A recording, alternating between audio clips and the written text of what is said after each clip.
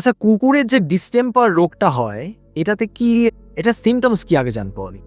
দেখুন, ডিস্টেম্পার সম্বন্ধে একটু বলে নিই। ডিস্টেম্পার একটা যেটা ভাইরাল ডিজিজ এক নম্বর, যেটা অনেক সময় হার্ট পাইট ডিজিজ নামে পরিচিত, এবং এটা যেটা হয় মরবিলি ভাইরাস থেকে। বেসিক্যালি কাদের হয়? বেসিক্যালি যারা পাপ্পিসদের ক্ষেত্রে হয়, ইয়াং এজ ডগ যারা থাকে তাদের ক্ষেত্রে। তার সাথে সাথে যারা ভ্যাকসিনেট করা নেই, যারা নন ভ্যাকসিনেটেড, তাদের ক্ষেত্রে এই ডিজিজটা সব থেকে বেশি হয়। এবং ডিস্টেম্পার জিনিস মানে সর্বপ্রথম যেটা নজরে আসে, এটা বেসিক্যালি প্রবলেম যেগুলো দেখা যায় তার মধ্যে এক ধরনের রেসপিরেটরি প্রবলেম দেখা যায়। নাম্বার 2, গ্যাস্ট্রো ইন্টেস্টাইনাল প্রবলেম অনেক সময় দেখা যায়, এবং যেটা প্রচণ্ডভাবে যেটা নজরে পড়ে সেটা হচ্ছে নার্ভাস ডিসঅর্ডার। কোরিয়া হয়, দেখবেন যে মাথার যে মধ্যমস্তিষ্ক যেটা আছে সেটা লাফাচ্ছে, রাইট? ঠিক আছে। তার সাথে সাথে দেখবেন যে অনেক সময় সিজার আসছে, এপিলেপসি অ্যাটাক আসছে, এবং এটা কিন্তু ভাইরাল ডিজিজ, কিন্তু এটা মাথায় রাখতে হবে।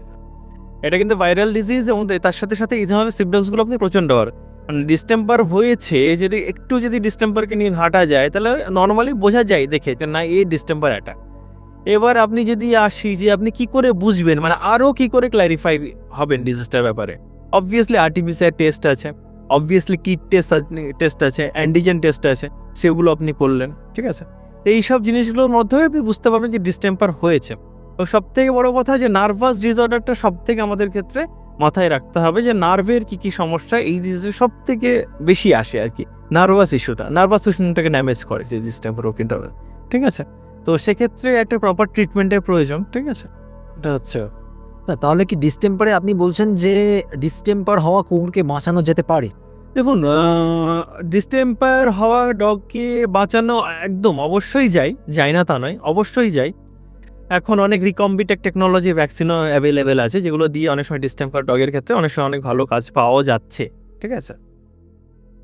এবার সেক্ষেত্রে কি হচ্ছে, এবার যে ডিস্টেম্পার অলরেডি অ্যাটাক্ট হয়েছে অথচ প্রপার ট্রিটমেন্টের মধ্যে দিয়ে ডিস্টেম্পার থেকে হয়তো সেরে উঠেছে, ঠিক আছে, তার লাইফস্টাইলটা হয়তো অন্যরকম হতে পারে, তার লাইফস্টাইলটা হয়তো আর আগের মতন হবে না, বাট ডিস্টেম্পার থেকেও ফিরে এসেছে এমন উদাহরণ অবশ্যই আছে।